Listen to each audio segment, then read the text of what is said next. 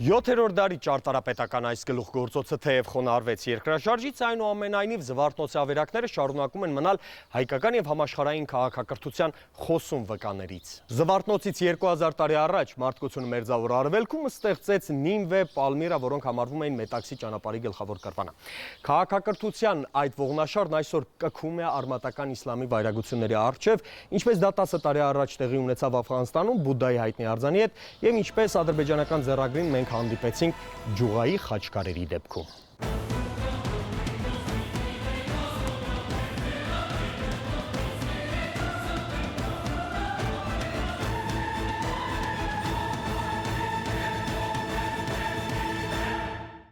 Նինվեի ու Պալմիրայի քաղաքակրթական թլփատումը նույն ձեռագիրն ունի, ինչ վերջին մեկ դարում թյուրքական ցեղատեսակն իրականացնում էր Արևմտյան Հայաստանում։ ՅՈՒՆԵՍԿՕ-ի խնամակալությունն անգամ չօգնեց համամարտկային մշակույթի գանձարանի գլուխգործոցների պահպանմանը։ Իսլամիստ ծայրահեղականների համար տոտեմական ու դիցաբանական արժեքները հավասարազոր են սատանայապաշտության, հակասում են Ալլահի էությանը, Մուհամմեդ մարգարեի ապրած կյանքին ու սկզբունքներին։ Դրախտի ճամփան անցնում է կռապաշտության տապալմամբ։ Սուրբ գաղափարի տարածումն էլ ենթադրում են նոր տարածքների նվաճում։ Ղուրանից ու շարիաթից հեռացել են նույնիսկ իսլամը պետական կրոն դավանող մերձավոր արևելյան բոլոր պետությունները։ Իսլամական պետությունը էլ ավելի մեծ ախորժակ ունի, քան Ալ-Կաիդան, որովհետև իսլամական պետությունը վերահսկում է տարածքներ, մինչ այդ Ալ-Կաիդան չէր վերահսկում տարածքներ, իսլամական պետությունը ունի զորամիավորումներ, մինչ այդ Ալ-Կաիդան նույնպես չուներ նման հնարավորություն։ Հետո իսլամական պետությունը պայքարում է մերձավոր թշնամու դեմ։ Մինչդեռ Ջաբհաթ ալ-Նուսրան ու Ալ-Կաիդան, որը որ ակտիվ է 2011-ի վերջից արդեն այս տարածաշրջանում, ինքը միշտ հայտարարել է, որ իր թիրախում հեռավոր թշնամի է, այսինքն միացյալ արևմուտքն ընդհանրապես։ Խալիֆայության վերականգնման եւ դրա դե յուրե ճանաչման ակնկալիքով հաղթարշավը շարունակող իսլամական պետությունը փաստացի ներկայություն էր Սիրիայի եւ Իրաքի տարածքում արդեն 2014-ի ամռանը, երբ ծայրահեղականների սանձազերծած պատերազմի արդյունքում այդ երկրների կառավարական բանակները պարզապես փախուստի դիմեցին։ Մեկդարյա չփոփոխված քարտեզի վրա նորահայտ սուբյեկտն այսօր իրահատական բարդ միջամտություններ է կատարում։ Սիրիայում մոտավորապես մոտ 50% տարածքի վերահսկում է իսլամական պետության կողմից, տարածքները արդեն պարզ են, դա արևելյան հատվածներն են, Դերզոր, Հասակայի որոշ հատվածը, Հալեպի որոշ հատվածը, այստեղ գալիս են դեպի Հոմս, Համա եւ դեպի հարավ ավելի, այսինքն մոտ 50%-ը։ Հյուսիսում որոշակի ակտիվություն է նկատվում եւ նա շարժվում է դեպի Լաթակիայի ուղղությամբ, 1/3-ը Իրաքի տարածքների գտնվում է Ալ-Անբար նահանգը եւ այլ որոշ հատվածներ, այսինքն հիմնական սուննիաբնակ հատվածները Իրաքի գտնվում են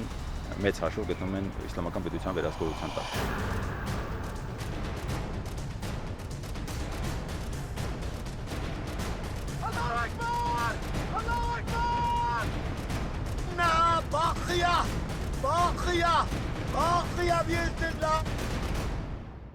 Բաղիա ու թթմդդ հավերժ է և ընդլայնվող կարգախոսով առաջնորդվող պայմանական այս պետության քարտեզը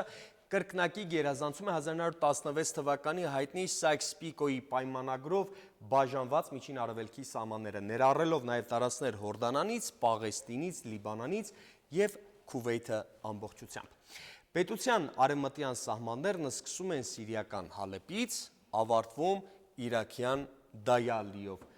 տարածաշրջանում դառնալով շիական կիսալուսինն ընդհատող սուննիական գլխավոր սուբյեկտը։ Ալ-Կաիդայի հիմքի վրա ձևավորված դուստր կառույցի Ջաբհաթ ալ-Նուսրայի հետ թեև ունի լուրջ հակասություններ, սակայն միասին վերահսկում են Սիրիայի և Իրաքի ռեսուրսաշատ տարածքները։ Շարքերում կռվում է 90 երկրի 12,000 ջիհադական, այդ թվում Ադրբեջանից։ Հանուն սրբազան պատերազմի այստեղ եկած ծայրահեղականների 20%-ը Եվրոպայից է, Կանադայից և Ավստրալիայից։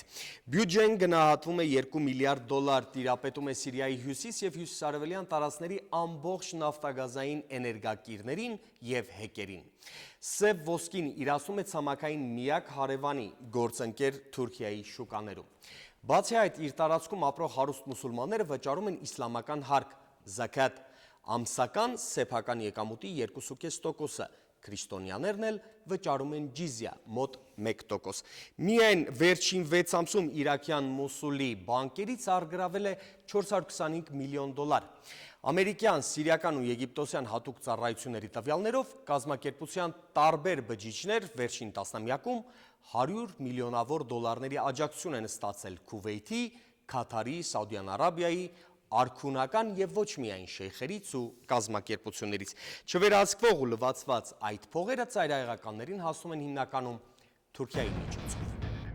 Միտումնավոր թե օբյեկտիվորեն մինչև օրս Թուրքիայի սահմանը հնարավոր չի եղել վերահսկել։ Փաստերը վկայում են, իսլամիստ զինյալները հենց Թուրքիայի տարածքով են մտել Սիրիա եւ Իրաք թուրքական անվտանգային մարմինների թողտվությամբ։ Անկարան բնականաբար հերքում է նաեւ ակնհայտ փաստերը։ Չմոռանանք 2014-ին մամուլ սպրդեցին թուրքական հետախուզական մարմինների ղեկավարների հույժ գաղտնի հանդիպման մանրամասները, որտեղ խոսվում էր Սիրիայում թուրքմեններին անհրաժեշտ զենք զինամթերքով ապահովելու մասին։ Ամենավառ ցուցիչը հենց ընդամենը օրեր առաջ թուրքական ընդդիմադիր Ջումհուրիետ պարբերականի այն հրապարակումներ եւ տեսանյութի եւ ֆոտոների բացահայտումը եւ հրապարակումը, որոնք վերաբերում էին Թուրքիայի հատուկ ծառայությունների այն բեռնատարներին, որոնք նախորդ տարի Ադանայից դեպի Սիրիային տեղափոխվում։ Սակայն այս տեսանյութերով երբ պար դարձավ իրականում, որ տեղորայքի տակ ամբողջությամբ եղել է սպառազինություն, արկեր, հրետանային արկեր, պայթուցիկներ, Դավութօղլուն նախ ընդունեց արդեն, այլևս հնարավոր չէ դադարեցնել, ընդունեց եւ արդարացավ, որ դրանք ուղարկվում էին Սիրիա թուրքմեններին օգնության հասնելու համար։ Իսլամական այս կառույցին կենսունակություն է հաղորդում Սիրիայի եւ Իրաքի բնակչության սուննիական հատվածը, որը գաղափարական ներդաշնակության մեջ է նեոօսմանիզմի վերակենդանացման տարփանքով ապրող թուրք հավատակիցների հետ։ Թուրքական հասարակական ընկալումներն այս հարցում բավական բարենպաստ են։ Վկան գիտահետազոտական ու հասարակական վերջին հարցումների արդյունքները։ Թուրքիայում իսլամական պետությանը թշնամի չի համարում, այսպես ասած, Թուրքիայի հասարակության 60%-ից ավելին եւ չեն գտնում, որ Թուրքիան պետք է որևէ գործողությունների մեջ ներգրավվի իսլամական պետության դեմ։ Թուրքիայի հասարակության ներսում իհարկե որոշակիորեն որոշ տոլերանտություն կա իսլամական պետության նկատմամբ։ Եվ սա պայմանավորված է նաև իշխանությունների վարքագծով Թուրքիայի։ Սիրիայի հյուսիսում ապրում է 15,000 թուրքմեն, Անկարան այժմ նրանց տեղափոխում է իր տարածքներ։ Նպատակն ակնհայտ է՝ հակաասադյան կոալիցիայի հաղթանակի դեպքում վերաքարտեզագրել տարածաշրջանի ժողովրդագրությունն ու սահմանները։ Այս հավակնությունները Թուրքիայի գառից են շատ վաղուց, ընդհանուր 40-ական թվականներից եւ նույն անվտանգության գոտին մինչեւ որ Թուրքիան փնտում է Արևմուտքին եւ Միացյալ Նահանգները կարծես հավանություն չի տալիս թուրքական այդ նախաձեռնությանը, կրկին տեղավորվում է թուրքական այդ հավակնությունների մեջ։ Հիմա չի բացառվում, որ այս առաջիկա գործընթացների համատեքստում թուրքմենների այդ մեծականակ տեղաշարժը Թուրքիա եւ հետագայում միգուցե ինքը դեմոգրաֆիական առումով Սիրիայի հյուսիսում վերաբնակեցման կամ ինչ-որ գործընթացներ սկսելու մտադրություններ,